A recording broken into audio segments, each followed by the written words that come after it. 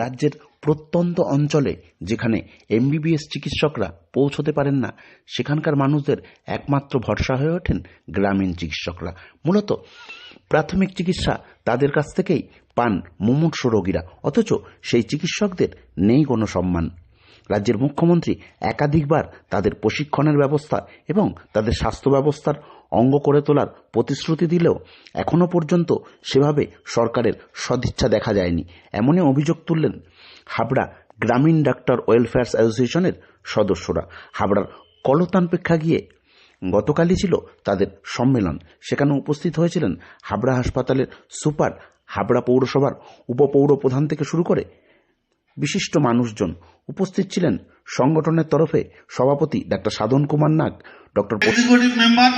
এ প্রসঙ্গে আমাদের মতামত জানালেন সংগঠনের সভাপতি, সংগঠনের সম্পাদক ডাক্তার প্রশান্ত কুমার পাল, সংগঠনের সহসভাপতি ডক্টর অঞ্জন কুমার বিশ্বাস। সকলেই জানালেন তারা তীব্র আন্দোলন গড়ে তুলবেন। গ্রামীণ চিকিৎসকদের কিছুতেই বঞ্চিত করে রাখা যাবে না। কিন্তু আজ পর্যন্ত সব জায়গায় আমাদের সেই ট্রেনিংটা সম্পূর্ণভাবে হয়নি। আমরা চাই দ্রুত আমাদের সেই ট্রেনিং এবং ট্রেনিংয়ের পরবর্তীতে আমরা একটা শংসাপত্র, ট্রেনিংয়ের ভিত্তিতে যে আমরা একটা সার্টিফিকেট, এটা আমরা আমাদের দাবি।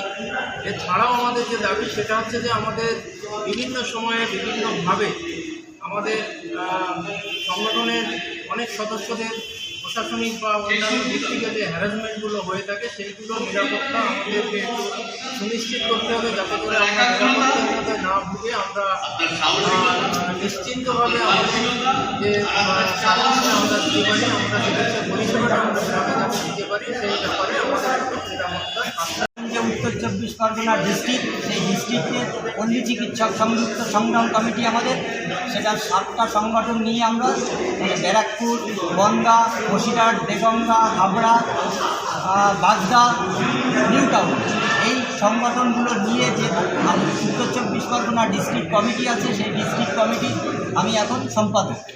আমাদেরকে বলা হয়েছে গ্রামে একটু স্বাস্থ্য পরিষেবা দেওয়া, কতটুকু দেওয়ার তার কোনো গাইডলাইন্স নেই, তার কোনো ট্রেনিং নেই। যা ট্রেনিং দেওয়া হচ্ছে সেই ট্রেনিংটা প্রহসন করা হচ্ছে। তার কারণ হচ্ছে ওই ট্রেনিংটা 6 মাসের ট্রেনিং দেওয়া হচ্ছে, সপ্তাহে 2 দিন। যারা ট্রেনিং দিচ্ছে তারাও সুযোগ্য সেরকম না। আমাদের সত্যি কথা বলতে অনেক ডাক্তারবাবুরা আছে, মানে যারা গ্রামীণ, আমরা নিজেদেরকে ডাক্তার বলে মনে করি না, কিন্তু হেলথ ওয়ার্কার হিসাবেই কাজ করি। গভর্নমেন্ট আমাদেরকে যে তকমাই দিয়েছে, আমরা আমাদের প্রেসক্রিপশনে বলেন কোথাও আমরা ডাক্তার লিখিও না, আমরা কিন্তু হেলথ ওয়ার্কার হিসাবে কাজ করি। মানে আজকে সেই জায়গায় দাঁড়িয়ে আমরা কিন্তু ন্যায্য প্রাপ্তি কিছুই পাচ্ছি না।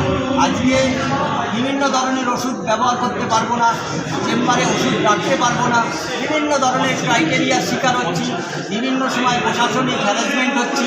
আমরা এই দিকগুলো কিন্তু চাইছি সরকার বাহাদুর দৃষ্টি আকর্ষণ করছে। তারা বিভিন্ন প্রতিকূল অবস্থার মধ্য দিয়ে তারা তাদের কাজ করে চলেছেন। একটা কঠিন এবং শক্ত জায়গায় দাঁড়িয়ে কাজ করেন, এটা স্বীকার করতে হবে।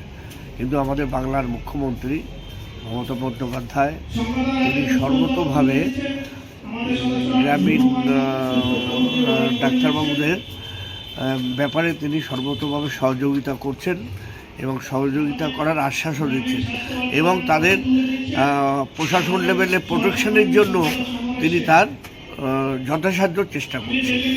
বিভিন্ন রকম সমস্যা হয় এদের ক্ষেত্রে, যেমন মুখ্যমন্ত্রী বলেছিলেন ট্রেনিং করে এদের বিভিন্ন কাজের ব্যবস্থা করা হবে, কিন্তু সেগুলো আদতে হয়নি। কি বলবেন? হয়নি, নানান সমস্যার মধ্যে দিয়ে চলছে।